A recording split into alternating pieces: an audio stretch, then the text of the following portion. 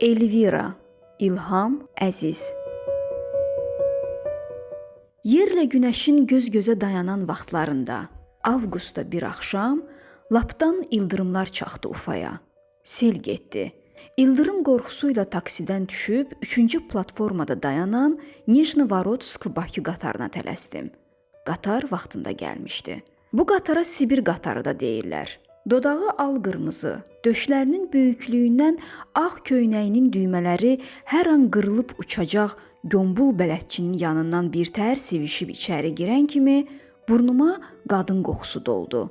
Plaskat vaqonda məxsusi nizamsızlıq hökm sürürdü. Öləziyən işıqların altında kişilər, qadınlar, uşaqlar kədərli görünürdülər. Bir anlıq mənə elə gəldi ki, o vaxt repressiya olunan adamlar geri dönür. 60 il əvvəl yük vaqonlarına doldurulub aç susuz Sibirə ölümə gedənlər indi ailə-ailə yarıyuxulu qaydırdılar. Dünəndən içimdə gəzdirdiyim gözəl qadınla 2 günlük qatar səyahəti xəyalım 13, 14, 15-ci yerlərdə oturmuş ağsaqqal və 2 qara gəncin varlığı ilə qadın qoxusuna qarışıb əridi, çəkilməz əzaba dönüşdü. Yerbəyər olmuşdum ki, vaqon axmağa başladı. Yerim aşağı sıradaydı. Yayxanıb dəmir dalğaların üstündə yırğalana-yırğalana gedən gəminin sərnişinlərinə bir də diqqət yetirdim. Bu qara qarmaqarışıqlığın içində gözüm ətrafı qırmızı ilə müjdələyən balaca göy zolaqlı, qan rəngli topa sataşdı. Top qırmızını hər tərəfdən bölən göy zolaqları ilə yumurlanıb üstümə gəlirdi.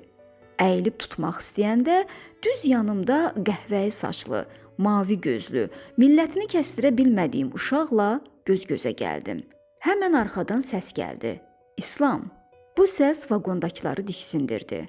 Çönüb baxanda arxa sırada yaşlı kişi ilə pəncərə önündə oturan qadının narahat üzünü gördüm. Topu uşağa verib bir də qadına baxdım. Sarafan geyinmiş, vaqon qaranlığında pambıq əllərinin hərəkəti ilə uşağı çağırırdı. İslam tərs-tərs məni süzəndən sonra pambıq əllərə tərəf getdi. Oturub toxtayandan sonra yanımdakılarla tanış oldum. Ağ saçlı kişi bu qarı oğlanların atasıymış. Surqutdan qayıdırdılar. Bazarda o qədər yanbayan işləyiblər ki, ata balalıq yaddan çıxıb, dost yoldaş olmuşdular. Çox keçməmiş məni də zarafatlarına qonaq elədilər. Bunlar da mənim kimi tez tələsik çıxdıqlarından yola heç nə götürməmişdilər. Amma kefləri saz idi. Sonra hardansa kart peyda oldu. Başladı oynamağa. Uduzan növbəti stansiyalarda balıq, pivə, çörək alacaqdı. Samaraya qədər bunların aldığı pivədən içib ağsaqqalı cırnadırdım. O da oğlanlarına baxıb başını bulayır, arada da dükanı da belə bankrot elədiniz deyirdi. Pəncərədən yamyaşıl Rusiya çöllərinə baxdıqca sinəm genişlənir, Bakını, orada məni 4 gözlə gözləyən ata-anamı düşünürdüm. Bir yandan pivə, bir yandan yamyaşıl çöllər, bir yandan da arxada oturmuş pambıq əllər məni məst eləyirdi. Boynumdakı dəsmalla tez-tez üzümü, başımı silir, gözaltı qadına baxırdım. Hər baxdığımda qadının xeyli gözəl olduğunu özümə təkrar isbat eləyirdim. Qatar sürətlə gedir, Rusiya torpaqları pəncərədən vərəqlənirdi. Elə bil ki, hansısa ali varlıq Rusiyanı kitab kimi vərəqləyib, bizim kimi insanların xoşbəxt taleləri yazılmış sətirləri axtarır, amma heç cür tapa bilmirdi. Bizsə vərəqlərdəki şəkillərə baxıb həvəslənir, qədərimizi bu qırmızı göy ölkəyə bağlayıb, aldanıb bədbəxt olurduq. Artıq səhər açılmışdı. Qatar bələdçisinin çayının ətri aləmə yayılır, əl-üzünü yuyan adamlar vaqondakıları yenidən nəzərdən keçirirdilər. Yavaş-yavaş, bir-bir, iki-iki tanışlıqlar başlayırdı. Üzlər gülür, qadınlar üz-gözlərinə əl gəzdirir, bəziləri də çamadanlarını açıb diqqətlə baxır, içindəkilərin yerini dəyişirdilər. Elə bu dəmdə kimsə üsulluca kürəyimə toxundu. Çevriləndə gördüm ki, dünənki qadınla pəncərə önündə oturan kişi üzündə qasid nigarançılığı ilə düz gözümə zillənib. Salam əleyküm oğul, o yanımda oturan qız səni çağırır. Anidən tər bastı məni. Çiynimdəki dəsmalla üz-gözümü elə sildim, görən deyər hamamdan indi çıxmışam. Ağlıma min fikir gəldi. Bəlkə tanıyır, bəlkə axşam çox baxdım, onu üzümə vuracaq. Durub səssiz-səmirsiz gedib qadına çatanda gözü ilə qarşısında yer göstərdi. Oturdum. Qadın susurdu. Qarşımda tərdən mirvari kimi parıldayan boyunbağı taxmış, boynunun ətəyi qara xallı, saçları yol yorğunluğundan tel-tel xumarlanmış, dodaqları misir pambığı kimi açılmış, gözləri lillənmiş göl, sinəsi ayrı ritmlə qalxıb enən qadın oturmuşdu. Qadının yaratdığı vakuum məni yerin cazibəsindən qoparır. Qeyri-ixtiyari əl-qol hərəkətləri eləyirdim. Bəlkə yerini kişi ilə dəyişəsən?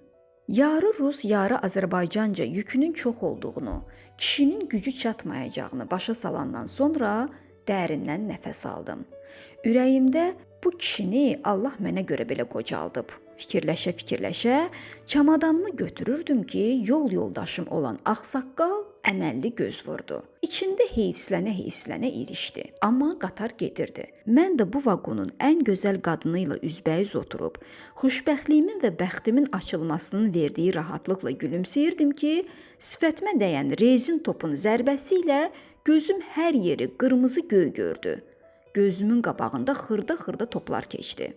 Qadın da özünü saxlaya bilmədi. Şaqqanaq çəkib güldü.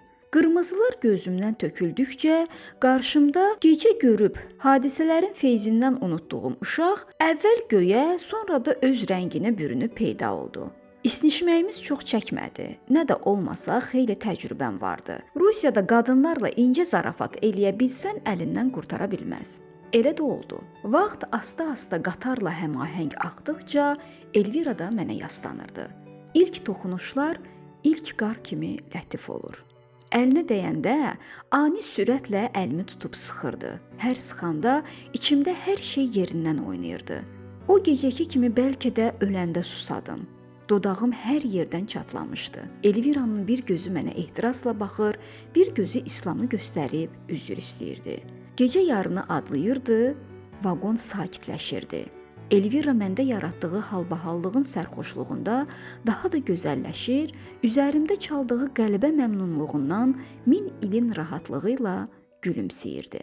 Elvira vaqonda artıq yüyəni sahibində olan at rahatlığı ilə yorğa gəzir, nazik sarafandan boylanan bədənini əsdirir, məni özümdən çıxarırdı.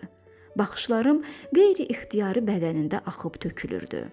Səhərə kimi yatmadıq, baxışdıq, gülümsədik, razılaşdıq ki, Volqaqradda qatardan düşüb bir gün qalaq, səhər növbəti qatarla gedək.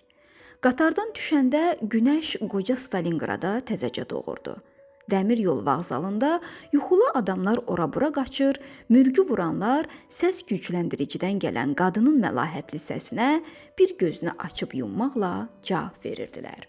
Vağzaldakı ayaqüstü kafeyə yaxınlaşıb 2 çay sifariş verdim. Sarı saçlı, dodağı al-qırmızı, vağzalda yeməkdən şar kimi köpmüş qadın mənim çay deməyimə xeyli gülüb, bir neçə dəfə çay, çay, çay deyib çığlarıma rişxənd elədi. Sonra daş stəkanda çayları uzatdı. Çayımızı içib kassaya yaxınlaşdıq. Növbəti qatar 3 gün sonra keçəcəkmiş. Bu çox gec idi, qala bilməzdik. Qayıdıb plaskart yerimizə, isti yuvamıza girdik. Birdən Elvira sevincək boynumu qucaqladı. Dərbənddə düşək, sərhədə yaxın, həm də dəniz. Neçə ildir dənizi də görmürəm, lap yerinə düşər deyib uşaq kimi atılıb düşdü. Bu dəmdə İslam topu necə vurdusa, balaca masanın üstündəki hər şey yerlə bir oldu. Axşamçağı Dərbənddə qatardan düşüb vağzaldakı köhnə Moskviçə mindik. Sürücü bizi düz dənizin sahilində Lokomotiv mehmanxanasına gətirdi. Hərəmizə ayrı nömrə götürməli olduq. Elviranın otağa gedib qayıtması 10 dəqiqə çəkmədi. İkisi də çimərlik geyimində məni çağıra-çağıra pilləkənləri endilər. Olandan olmazdan geyinib düşdüm dallarına. Xəzər bizi sakit qarşıladı. Göz atıb üzünü o yana çevirdi. Elviranın gözəlliyi bir anda Xəzərə qarışdı. Sular parıldadı. Sudan çıxanda dəniz də onun dalınca sahilə can atırdı. Eşidirdim. Dəniz nəhəng ürək kimi döyünürdü. O gün Xəzər xoşbəxt idi. Qumun üstündə günəşlənəndə parıltı aləmə yayılır, qumlar sərin cənnətinə qovuşurdu. Bir onu bilirdim ki, bu mənzərəni bir də heç vaxt görməyəcəm. Bədənimin hərarətindən qum tərləyirdi, su salırdı. Bu ilıq auranı İslamın üstümdən vıyıldadıb keçən nəm topu dağıtdı. Durub, gözü dənizdə qalan mehmanxanaya getdik. Mehmanxananın hamamı birinci mərtəbədə idi. İlk baxışdan qəribə görünən nömrəmizin sirri indi açılırdı. Nömrədə hamam yox idi. İçəri keçəndə məlum oldu ki, hamam dördgözlü ümumidir. Su köhnə kafel metlaqlı, amma tərtəmiz hamamın duşlarından Ufada həmin axşam tökən sel kimi axırdı. Bir duşun altında çimirdik. Elviranın qızılı bədənindən qum su dəydikcə ulduz kimi axıb tökülürdü. Yavaş-yavaş ona sarı meylənirdim. Tam toxunanda hiss elədim ki, aramızda maneə yarandı. İslam düz ortamızda yuxarı elə baxırdı, az qala hamamın damı deşiləcəkdi. Keçib o bir gözdə yuyundum. O gecə Elvira səhərə kimi qulağıma tatar mahnıları mızıldadı. Qarmaqarışıq sözlər pıçıldadı. Səbəbsiz güldü. Durmadan dərindən nəfəs aldı. Saçlarımı qatdı, qarışdırdı. O gecə hər yer yumşalmışdı. Hara toxunsam axırdı, istədiyim formaya, şəklə düşürdü. Səhər tezdən Jigulisi özü kimi köhnə kişinin köməkliyi ilə çantaları yük yerinə yerləşdirib sərhədə yol aldıq. Yol boyu Elvira dinmədi. İslam da topunu ora atdı, bura atdı, sonda qoca sürücünün başını nişan ala bildi. Hamımız gülüşdük. Bircə Elvira gülmədi.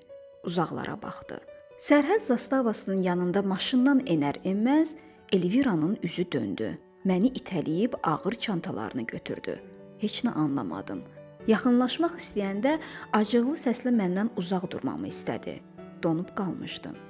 Qatarda, mehmanxanada olanlar gözümdə öləzidir. Çantamı götürüb zastavaya girdim. Sənəd işləmləri bitəndən sonra neytral zonaya keçdim. Amma bizim zastavaya da getməyə həvəsim yox idi. Olanlar məni sarsıtmışdı. Dəmir qolların üstündə oturub fikirli-fikirli Rus sərhəd zastavasına dikilib qalmışdım. Birdən zastavanın balaca pəncərəsindən İslamın qırmızı, göy zolaqlı topu zərblə çölə atıldı. Dığırlana-dığırlana Samur çayına düşüb axdı. Lapdan bir kişi qoluma toxunub məni ayıltdı. Sən İlqarsan? Hə. İçəridə Elvira adlı bir gəlin mənə tapşırdı ki, İlqarı görsən deyərsən məni həbs elədilər. İnciməsin. Onu sevirəm. Baxmağa yer tapmadım. Samura zilləndim. İslamın bulanıq suya yaraşmayan göy qırmızı topu atılıb düşə, sevinə-sevinə bizim ellərə axırdı.